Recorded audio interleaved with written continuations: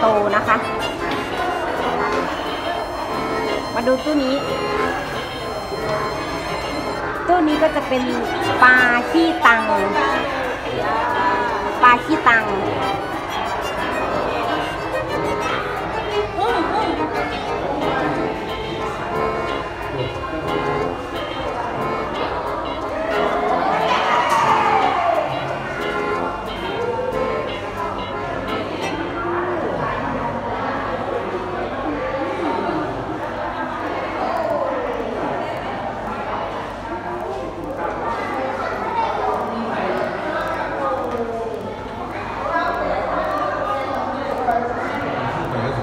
ตัวนี้ก็จะเป็นตู้ปลาขนาดใหญ่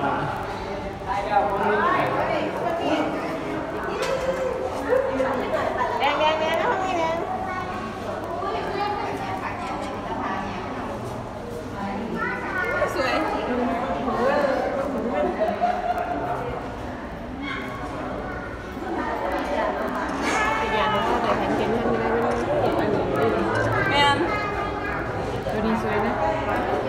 ส่วนตู้นี้ก็เป็นปลาไหลเลว อุ้ยปลาไหลก็นี่